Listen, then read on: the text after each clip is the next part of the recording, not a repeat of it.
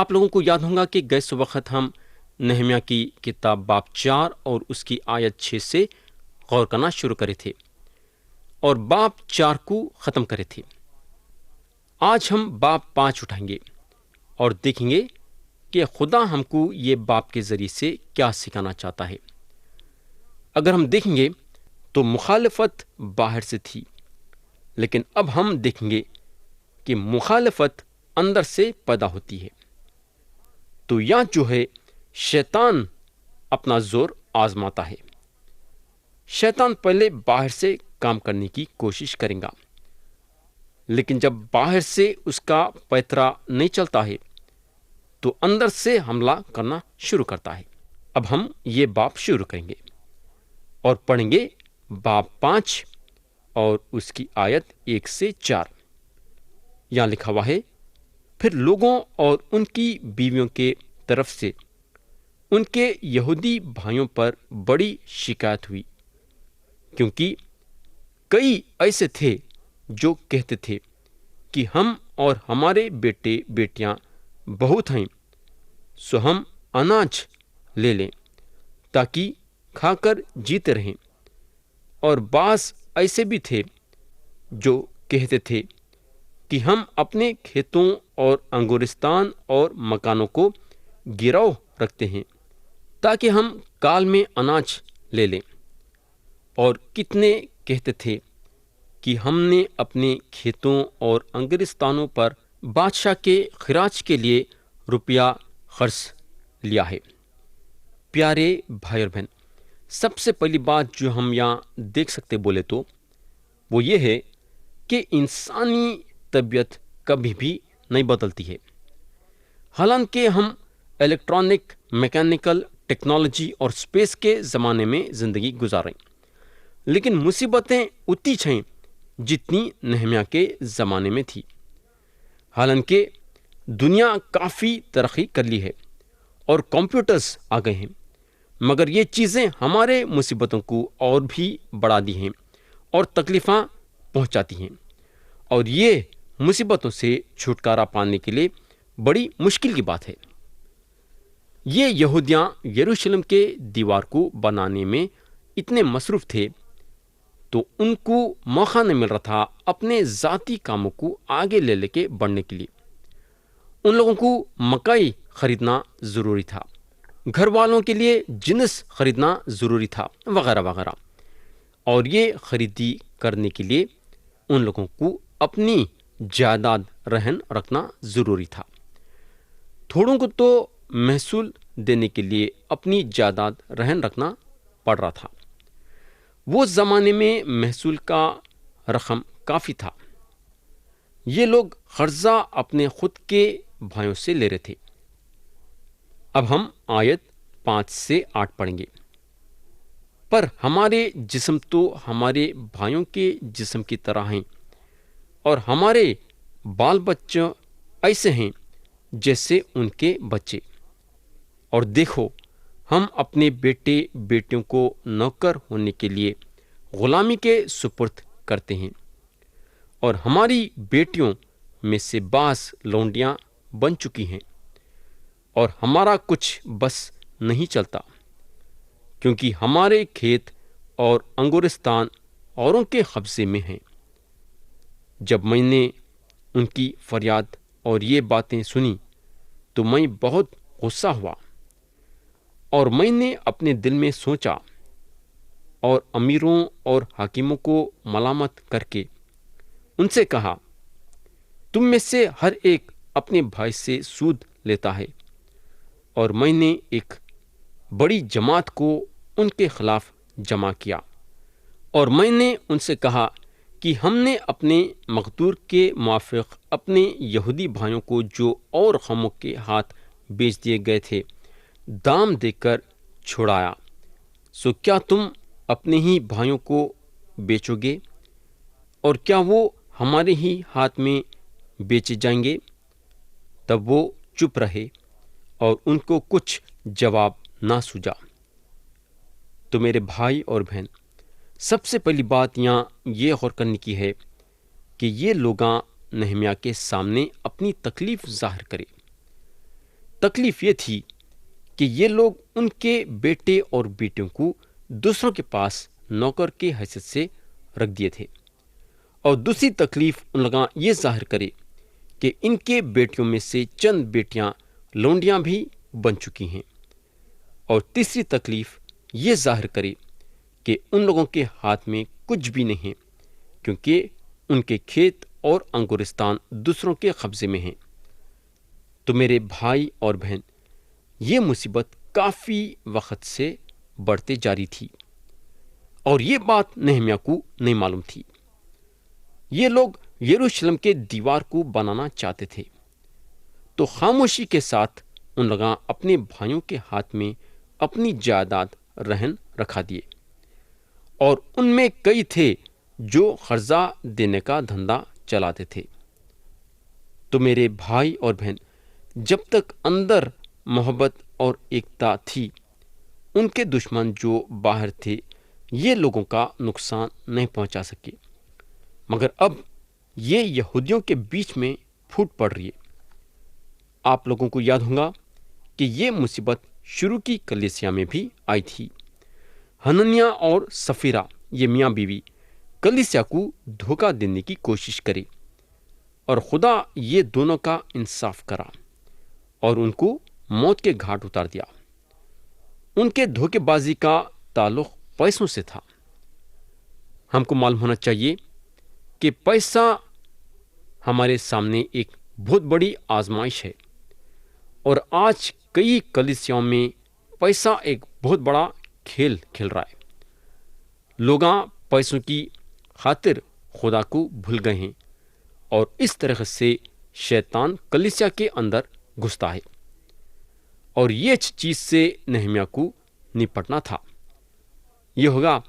اب دوسری بات جو ہم یہاں دیکھتے ہیں وہ یہ ہے کہ جب نہمیہ ان کے مصیبتوں کے بارے میں سنے تو ان کو بہت غصہ آ گیا، اور یہ غصہ نہمیہ کو اس لیے آیا کیونکہ یہودیوں کا رشتہ ایک دوسرے کے ساتھ برابر کا نہیں تھا۔ میرے بھائی اور بہن، آج بھی اگر ہم دیکھیں گے تو ہم کو معلوم ہوگا کہ کلیسیاؤں میں مسیحی لوگوں کے درمیان وغیرہ وغیرہ بغاوت ہو رہی ہے۔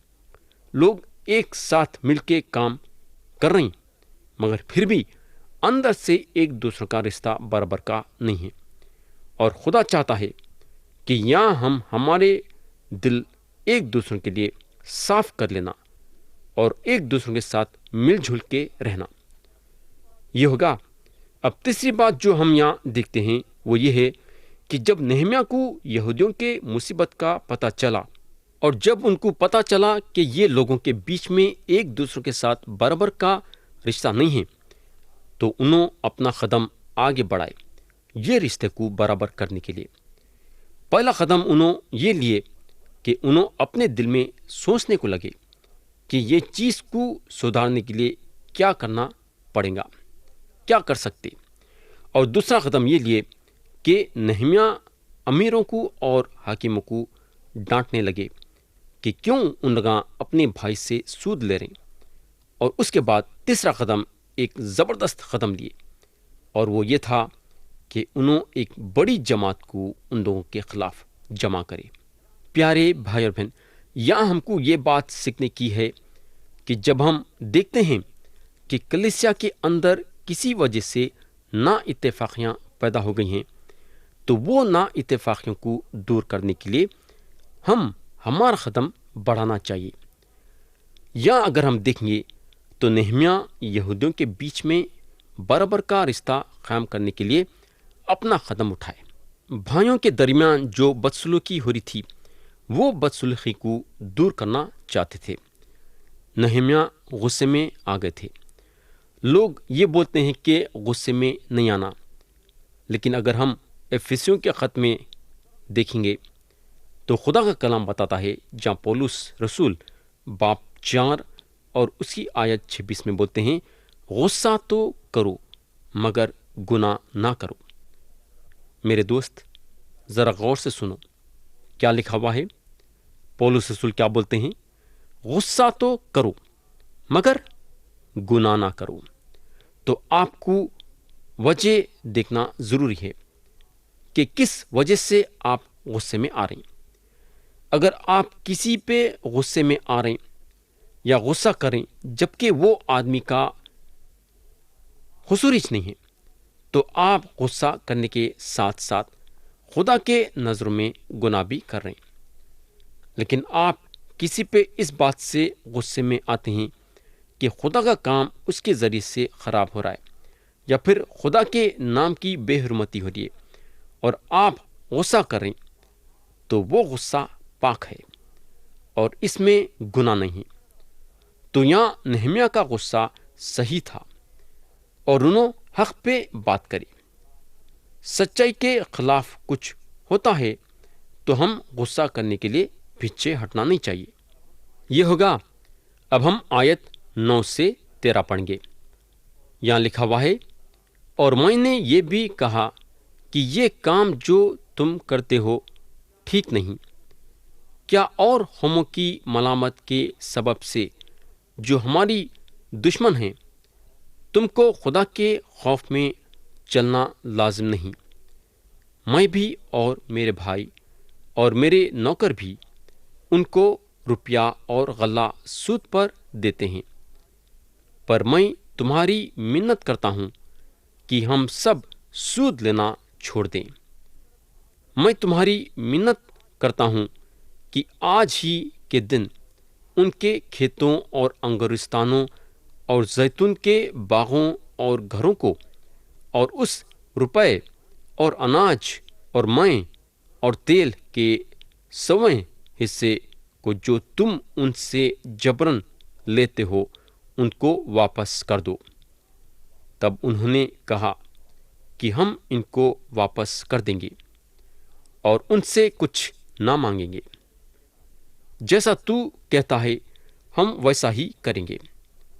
پھر میں نے کاہنوں کو بلایا اور ان سے قسم لی کہ وہ اسی وعدے کے مطابق کریں گے۔ پھر میں نے اپنا دامن جھاڑا اور کہا کہ اسی طرح سے خدا ہر شخص کو جو اپنے اس وعدے پر عمل نہ کرے اس کے گھر سے اور اس کے کاروبار سے جھاڑ ڈالے۔ وہ اسی طرح جھاڑ دیا اور نکال پھینکا جائے گا۔ تب ساری جماعت نے کہا آمین اور خداوند کی حمد کی، اور لوگوں نے اس وعدے کے مطابق کام کیا۔ تو پہلی بات یہاں ہم جو دیکھتے ہیں وہ یہ ہے کہ نہمیہ لوگوں کو یہ بتانے کو لگے کہ جو حرکت ان لوگاں کرے ہیں وہ ٹھیک نہیں ہے۔ یا نہمیہ لوگوں کو خدا کے خوف میں آگے بڑھانا چاہتے تھے۔ نہمیہ کا بولنے کا مطلب یہ تھا کہ ان لوگ جو ہیں غیر قوم والوں کو موقع دے رہے ہیں خدا کے نام پہ کفر بکنے کے لیے۔ یہودیاں خدا کے حکم کے مطابق نہیں چل رہے تھے، جس کا نتیجہ یہ ہو رہا تھا کہ غیر قوم والوں کو پورا موقع مل رہا تھا زندہ اور سچے خدا کے خلاف بات کرنے کے لیے۔ میرے بھائی اور بہن، آج دنیا میں یسوع مسیح کی برائی ہو رہی ہے، اور اس کی وجہ ہے ہم جس طریقے سے کی زندگی گزارنا ہے نہیں گزار رہے ہیں۔ اس کے وجہ سے کیا ہو جا رہا بولے تو لوگ جو باہر ہیں یعنی کہ غیر مسیحی لوگ، ان لوگ جو ہے یسوع مسیح کے نام کی بے حرمتی کر رہے ہیں۔ یہ ہوگا۔ اب دوسری بات جو ہم یہاں دیکھتے ہیں وہ یہ ہے کہ نہمیہ اپنے لوگوں سے منت کرنے لگے کہ ان لوگاں سود لینا چھوڑ دینا۔ ہم کو معلوم ہونا چاہیے کہ نہمیہ ایک ایسے عہدے پہ تھے کہ انہوں آسانی کے ساتھ لوگوں سے فائدہ اٹھا سکتے تھے۔ یہ پکی بات ہے۔ نہمیہ کا عہدہ ان کے لیے ایک بہت بڑا امتحان تھا، مگر نہمیہ اپنا عہدہ یعنی کہ اپنے عہدے کا فائدہ نہیں اٹھائے، نہ اپنے عہدے کا غلط استعمال کرے۔ اگر نہمیہ اپنے فائدے کے بارے میں سوچتے رہتے تو میں یقین کرتا ہوں کہ انہوں یروشلم کو آتش نہیں تھے، بلکہ بادشاہ کے پاس ہی رہتے تھے اور اپنی زندگی گزار سکتے تھے۔ وہ زمانے میں لوگ पैसों को खुदा से बड़ा मानते थे। उनके जिंदगी में पहला दर्जा पैसा था और दूसरा दर्जा खुदा था। और आज भी अगर हम देखेंगे तो बात वो है। आज भी लोगों के दिलों में पैसा अव्वल दर्जा कायम करता है और उसके बाद खुदा। मगर खुदा का कलाम हमको साफ साफ बताता है कि हम हमारे जिंदगी में अव्वल दर्जा खुदा को देना चाहिए। आज कई लोग हैं जो बोलते हैं कि यीशु मसीह पे ईमान लाए हैं, बड़े जोरों के साथ बोलते हैं कि यीशु मसीह पे ईमान लाए हैं। यह सच है मेरे भाई कि यीशु मसीह पे ईमान लाए हैं, मगर उनकी आंख यीशु मसीह पे नहीं है, बल्कि उनकी आंख दुनिया पे है और पैसों पे है। आप सोच सकते कि आज भी शैतान किस तरह से काम कर रहा है। पैसा उनकी आंखों के सामने रख रहा है, दौलत उन लोगों के सामने रख रहा है और अपने साथ ले लेके चल रहा है उन लोगों को। ये लोग पैसों और दौलत के पीछे भागते भागते जो है खुदा को भूल गए हैं और अपने दिल में खुदा को कबूल नहीं करते हैं, जिसका मतलब यह है कि उनके दिल में जो है खुदा अव्वल दर्जा नहीं बल्कि दूसरा दर्जा है, बल्कि मैं तो बोलूँगा कि बहुत दूर हो गया है खुदा। तो यहाँ नहम्याह खास तौर से उनके लोगों को ताकीद करते हैं कि सूद लेना छोड़ो। यह होगा। अब तीसरी बात जो हम यहाँ गौर करते हैं बोले तो वो ये है कि नहम्याह यहाँ अपने लोगों को ये ताकीद करते हैं कि उन लगा फौरन से उन लोगों के ज़मीना, उन लोगों के अंगूरिस्ताना, उन लोगों के जैतून के बागां और उन लोगों के घरां उन लोगों को लौटा देना फौरन से, वो भी, और उन लोगों का पैसा, अनाज वगैरह उन लोगों को वापस कर देना। नहम्याह को ये काम करना ज़रूरी था क्योंकि जबीच इन लोगों में मेल मिलाप हो सकता था। या नहम्याह इन लोगों के दरमियान एकता और मेल मिलाप कायम करना चाहते थे। यह होगा। अब चौथी बात जो हम यहाँ देखते हैं बोले तो वो ये है कि जब नहम्याह इन लोगों को ताकीद करे कि ये लोग सारी चीज़ें लौटा देना, तो ये लोग नहम्याह की बात सुन के तैयार हो जाते हैं वापस कर देने के लिए सारे के सारी चीज़ें।